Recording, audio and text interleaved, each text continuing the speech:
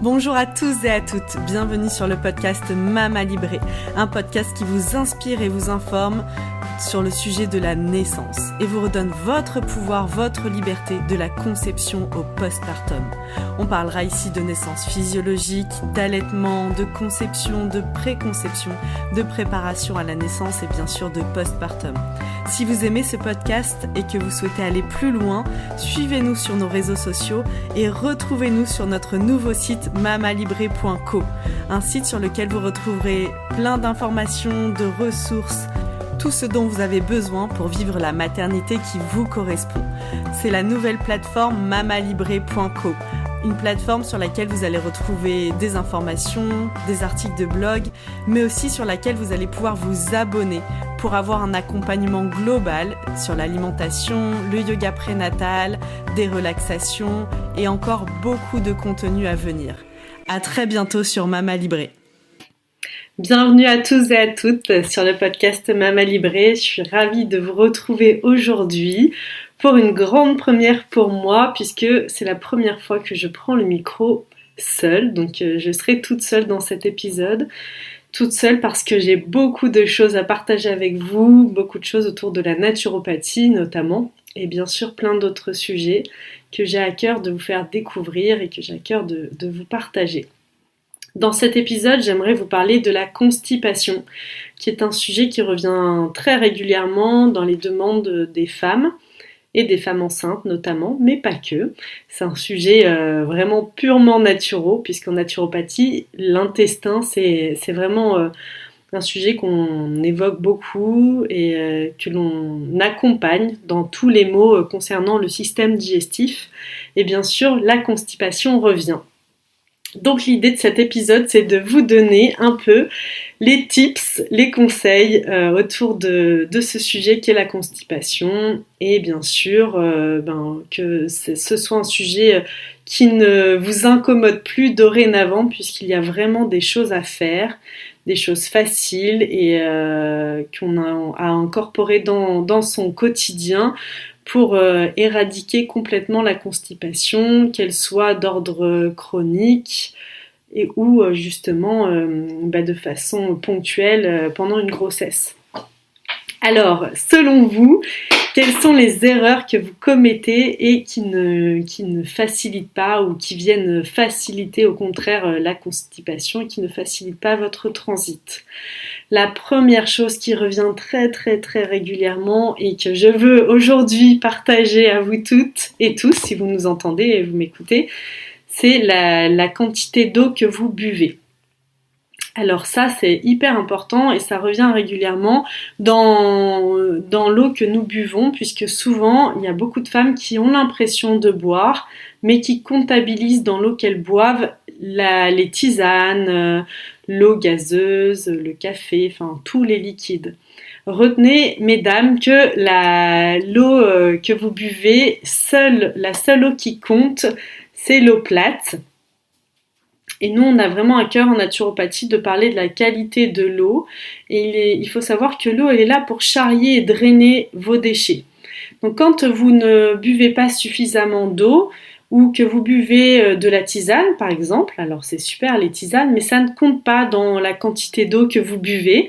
La tisane, il y a quelque chose qui vient se charger votre eau en fait. Vous mettez quelque chose qui charge votre eau et dans ce cas-là, l'eau elle est plus disponible pour venir se charger de vos déchets et les évacuer. Et l'autre chose qu'il faut retenir, c'est qu'au niveau du côlon, il y a une grande partie de l'eau qui est réabsorbée. L'eau présente dans vos matières fécales est en grande partie réabsorbée. J'ai souvenir de 70 ou 80% de l'eau présente dans les matières fécales qui serait réabsorbée au niveau du côlon. Donc si vous ne buvez pas assez, simplement, l'eau présente dans vos selles va être réabsorbée par votre organisme. Les selles vont devenir moins molles et du coup vont moins facilement être évacuées. C'est la raison pour laquelle l'eau et la quantité et la qualité d'eau que vous buvez a un grand impact dans la constipation et dans votre transit. Donc soyez vigilants. vigilante aussi à la qualité d'eau que vous buvez. Quand on est enceinte, vraiment les eaux qui sont idéales, c'est les eaux pas trop minéralisées parce que les minéraux présents dans l'eau sont pas biodisponibles et ça va vraiment venir fatiguer vos reins. Donc plutôt une eau type Monroucou par exemple ou Rosée de la Reine ou Montcalm. Les choses que vous devez regarder, la première chose, c'est le résidu à sec à 180 degrés, c'est écrit sur les étiquettes. Il doit être aux alentours de 50 mg par litre. Voilà ce que vous devez retenir et un pH un peu autour de 7. Ça, c'est la première chose pour l'eau et vous devez boire à peu près 1,5 litre par jour. Donc si déjà vous faites ça, vous verrez qu'il y aura une nette amélioration de votre transit. La deuxième chose, c'est bien penser à mastiquer. Alors souvent, on a tendance à manger trop vite et à ne pas suffisamment mastiquer. Gardez en tête que quand on avale, ça devrait être de la bouillie et le travail que vous ne faites pas au niveau vraiment de la mastication, votre système digestif aura des difficultés à le faire par ailleurs. Donc pensez à bien ensaliver, à bien mastiquer et surtout évitez de boire pendant les repas. Puisque quand on boit pendant les repas, ça vient diluer les sucs gastriques, ça ralentit notre digestion. Donc on boit de préférence en dehors des repas pour éviter ce ralentissement de la digestion. Il y a bien sûr la position sur les WC. Nos toilettes ne sont pas faites pour la physiologie. Alors soit utilisez les petits marchepieds pour relever vos genoux, mais l'idée ici est de reproduire la position accroupie, qui serait la position physiologique pour bien aller aux toilettes et ne pas avoir de soucis à ce niveau-là. Il y a aussi le repas du soir, donc éviter les protéines animales. Le repas du soir doit être un repas léger où on va venir éviter de solliciter trop le système digestif et notamment le foie en consommant trop de protéines animales. Donc on évite les protéines animales le soir qui au lieu de permettre au foie la nuit de se régénérer, vont venir faire travailler ce foie. L'autre chose, bien sûr, c'est éviter à tout prix les laxatifs chimiques qui vont venir irriter votre muqueuse intestinale. Quoi qu'il arrive, vraiment mettez en place des choses au préalable pour éviter la prise de ces laxatifs chimiques. Au niveau naturel, il y a les figues qu'on peut faire tremper la veille, boire l'eau des figues ou les pruneaux qu'on a entendu beaucoup. On fait tremper la nuit les figues ou les pruneaux dans de l'eau et le lendemain, on boit cette eau au petit déjeuner. Et puis bien sûr, on ne se prive pas de manger ces figues et ces pruneaux. Il y a aussi les tisanes de fenouil, de mauve qui peuvent aider à la digestion. Et moi, je recommande très souvent aussi, c'est intéressant d'avoir fait au préalable un bilan, par exemple, chez un naturopathe ou chez votre médecin traditionnel chinois ou médecin ayurvédique ou peut-être votre médecin aussi ou nutritionniste, diététicien. Il y a un produit qui est très bien et qui s'appelle le Green Mix et qui est vraiment un produit très riche en plein de vitamines, de minéraux, de fibres et il est aussi très intéressant puisqu'il est riche en acide folique, la fameuse B9, en sélénium mais aussi en fer, en vitamine B, il y a du potassium, du calcium, du zinc, du cuivre. Pour moi ça en fait vraiment un j'allais dire un aliment, mais oui, un complément alimentaire hyper complet pendant la grossesse. Donc pendant la grossesse, pour moi, c'est une cuillère à café ou voire 2 maximum par jour, soit dans un smoothie, soit dans l'eau. Et ça va vraiment venir fortifier, revitaliser l'organisme, mais aussi faciliter votre transit. Et souvent, j'ai vraiment beaucoup de témoignages de femmes qui ont commencé avec le Green Mix pendant leur grossesse et qui l'ont gardé qui le gardent même après, parce que on retrouve beaucoup de vitalité et quand on a un petit souci de constipation, il est très très vite régularisé avec le Green Mix.